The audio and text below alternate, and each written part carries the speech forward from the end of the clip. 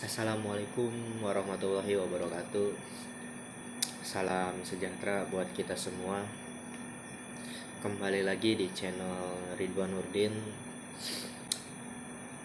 Di malam hari ini saya akan sedikit curhat tentang perburuhan yang ada di Indonesia ya. Ya, di 7 tahun terakhir ini ada penurunan di upah buruh. Jadi temanya kali ini adalah penurunan upah buruh di 7 tahun terakhir. Temanya itu kawan-kawan sekarang ya. Sedikit curhat lah saya pribadi sebagai pengurus serikat, juga sebagai buruh yang ada di Indonesia, akan berdiskusi lah. Ini ada beberapa faktor yang bisa mempengaruhi upah buruh di 7 tahun terakhir ini ada penurunan.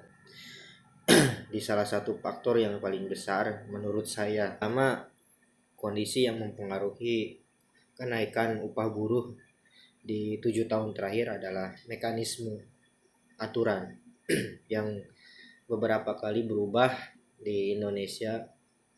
Yang pertama, di 2014 kita menggunakan Undang-Undang 13 tahun 2003 secara mekanisme pengupahan. Terus di 2015 ada perubahan di PP 78 2015. Terus di 2021 ada perubahan lagi di PP 36 tahun 2021 terkait masalah pengupahan. Nah, dari 3 aturan tersebut ada perbedaan terkait masalah mekanisme cara pengupahan yang ada di Indonesia itu sendiri. Nah, saya sedikit mengungkapkan isi pikiran saya di sini, isi otak saya di sini terkait masalah aturan-aturan yang perubahan aturan juga yang tadi saya sampaikan. Pertama, terkait masalah Undang-Undang 13 tahun 2003. Undang-Undang 13 tahun 2003 terakhir berlaku itu di 2014. 2014 ke bawah itu menggunakan Undang-Undang 13 tahun 2003. Bahwa di Undang-Undang tahun 13 tahun 2003 tersebut aturan mainnya terkait masalah pengupahan itu upah minimum itu dibagi 3, kawan-kawan. Upah minimum itu dibagi 3, yaitu upah minimum provinsi, kabupaten, dan sektor. Nah, di upah minimum provinsi, terus upah minimum kabupaten dan sektor itu direkomendasikan oleh Dewan Pengupahan. Dewan Pengupahan itu dasar mereka itu menetapkannya itu dari KHL, komponen hidup layak. Nah, ketika Dewan Pengupahan itu berunding, di Dewan Pengupahan itu ada 3 lembaga, yaitu pemerintah, organisasi pengusaha, dan organisasi buruh di sana. Organisasi buruh untuk secara keseluruhan yang mendapatkan porsi di sana. Buruh. Intinya ada 3 lembaga tersebut lah di Dewan Pengupahan. Dan dasar mereka itu dari KHL yang disebutkan di Undang-Undang 13 tahun 2003 itu dasarnya itu dari KHL. Nah, maka dari itu ketika terjadi rekomendasi dan kesepakatan angka yang dihasilkan dari upah minimum itu nanti diputuskan oleh gubernur. Tetap gubernur yang memutuskan. Gubernur provinsi masing-masing yang memutuskan bahwa segini dari rekomendasi DPK pengupahan nanti diputuskan oleh gubernur. Nah, untuk Undang-Undang 13 itu sendiri yang saya sebutkan tadi, pertama poinnya adalah upah minimum itu ada 3. Upah minimum provinsi, kabupaten, dan upah minimum sektor. Upah minimum provinsi yaitu upah minimum yang ada di provinsi masing-masing. Upah minimum kabupaten ya adalah upah minimum yang ada di kabupaten masing-masing. Upah minimum sektor adalah upah minimum sektor itu kan istilahnya jenis misalkan perusahaan ini di jenis misalkan bahan kayu atau produksi kayu, kan nanti kayu semua sektornya, terus sektor metal sektor kertas semua seperti itu jenis-jenis, misalkan ini contoh sektornya gitu kan. Nah, kembali ke topik awal tadi, penetapan upah minimum ini dari rekomendasi dari DPKP itu dihasilkan dari KL, komponen hidup layak 2015. Kawan-kawan, kita terdapat aturan main baru yaitu PP 78 tahun 2015. Di PP 78 tersebut di tahun 2015 itu upah minimum itu jadi dua, upah minimum provinsi dan upah minimum kabupaten. Kalau tadi di Undang-Undang 13 itu kan ada tiga, upah minimum provinsi, kabupaten, dan sektor. Nah, di 2015 itu di aturan baru itu di PP 78 itu jadi dua, upah minimum provinsi dan kabupaten. Terus upah minimum provinsi dan kabupaten itu ditentukan dari tetap sama DPK. Terus upah minimum provinsi dan kabupaten itu didasari dari apa DPKP itu? Dari pertama komponen hidup layak tetap sama, tapi ada dua faktor lagi yang mempengaruhi, yaitu produktivitas dan pertumbuhan ekonomi. Jadi dasarnya jadi tidak cuma satu. Kalau tadi di Undang-Undang 13 dasarnya kan PKB itu cuma KHL, komponen hidup layak. Nah, di PP 78 ini dasarnya ada produktivitas dan pertumbuhan ekonomi. Jadi nanti secara upah minimum provinsi dan kabupaten, pengaruh dari pertumbuhan ekonomi nasional itu sangat berpengaruh ketika pemutusan, misalkan berapa kenaikannya gitu, itu akan sangat berpengaruh. Jadi acuannya juga harus ke sana, acuannya juga harus ke pertumbuhan ekonomi secara nasional ataupun inflasi dan pertumbuhan ekonomi secara nasional gitu. Terus untuk produktivitas sendiri itu pengaruhnya kemana ya, perusahaan gitu nantinya, karena di upah minimum PP 78 ini cuma ada tiga, upah minimum provinsi, upah minimum kabupaten. Nah, untuk sektornya tidak ada, cuman di PP 78 ini nanti dijelaskan bahwa di pasal 15 itu ayat 2 itu penetapan upah, besaran upah terkait masalah si pekerja dan si pengusaha atau perusahaan itu bisa langsung.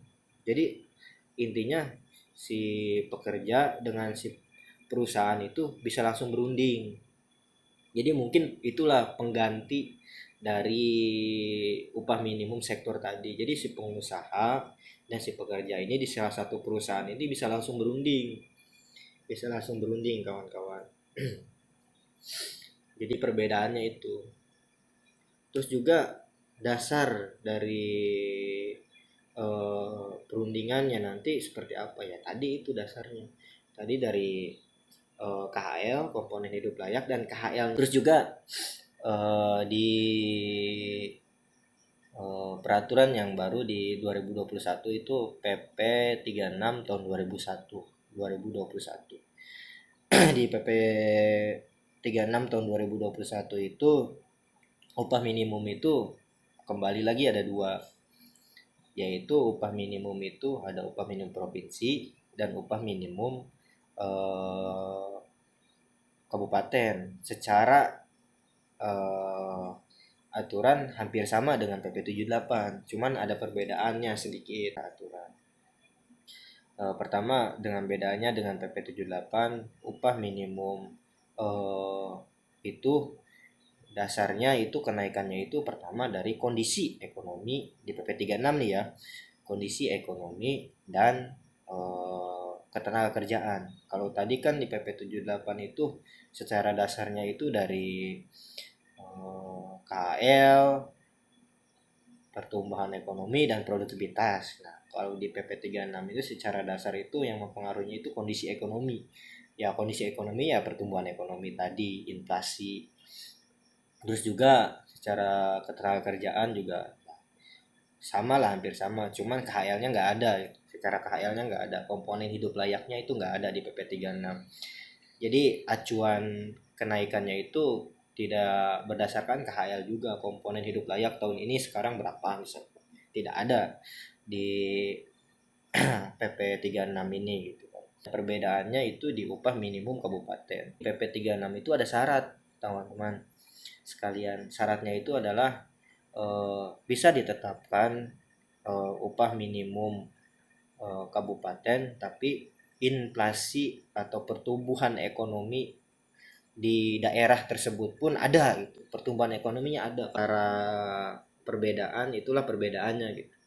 Ketika nanti kondisi ekonominya di daerah tersebut misalkan jelek dan bahkan tidak ada, ya nanti upah minimum kabupatennya pun ditetapkannya pun sesuai kondisi ekonomi di daerah tersebut itu tersebut. Kalau nggak ada ya nggak bisa ditetapkan, berarti seperti itu kawan-kawan. Kalau kenaikan kondisi ekonominya ataupun pertumbuhan ekonomi daerahnya eh, kecil, ya berarti kenaikannya juga kecil karena aturan mainnya ke sana gitu. Nah, dari ketiga aturan tersebut, kesimpulan yang saya dapat bahwa pertama adalah yang perlu kawan-kawan ketahui adalah serikat pekerja ataupun buruh itu bisa dapat apa ya istilahnya, bisa dapat inilah kekuatan itu dari perkumpulan kan, karena organisasi itu ke perkumpulan itu ada dari perkumpulan. Kalau perkumpulan kita makin besar, secara nilai pun kita akan semakin besar. Nah, di peraturan 13 itu kita kan secara perkumpulan besar.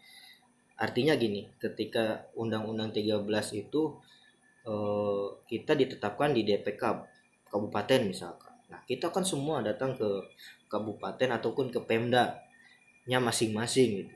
Semua buruh, gitu, semua elemen, karena kita ditetapkan langsung di sana gitu. Tapi ketika PP 78 hadir, kita dipecah. Upah minimum kabupaten dan provinsi itu ditetapkan oleh gubernur dan misalkan bupati. Tapi sektornya ini yang penting loh, sektornya itu. Sektor perusahaannya masing-masing itu ketika PP 78 itu harus berunding kita dengan perusahaan masing-masing. Jadi kekuatan kita itu di kotak-kotakan sehingga buruh itu tidak berkumpul berkerumun langsung menghimpun kekuatan yang bisa menjadi nilai lebih buat buruh untuk bernegosiasi apa penurunan buruh upah buruh di 7 tahun terakhir. Pertama, kekuatan kita sebagai buruh dipecah oleh aturan yang apa ya yang dilakukan oleh pemerintah ataupun yang ditetapkan oleh pemerintah. Terus kita pun sebagai buruh pun sudah terlalu nyaman mungkin karena mungkin ada beberapa hal dan berbagai ketakutan juga gitu kan. Karena poin yang saya paling penting itu adalah buruh itu harus terus bergerak. Ketika buruh diam, saya yakin tidak akan ada nilai lagi buat buruh untuk bernegosiasi, entah itu dengan perusahaan ataupun dengan eksternal di luar sana gitu, dengan pemerintah sekalipun. Jadi harus terus ada pergerakan di buruh ini. Nah itu salah satunya, makanya ya, aturan sekarang itu sedikitnya pergerakan kita itu dibatasi. Dalam artian itu pergerakan kita di kotak-kotakan masing-masing perusahaan seperti itu. Jadi yang saya dapat kesimpulannya itu seperti itu teman-teman. Kalau saya bilang ada kata-kata mutiara, kalau kita masih bisa merangkak, merangkaklah. Kalau kita masih bisa berjalan, berjalanlah. Kalau kita masih bisa berlari, berlarilah.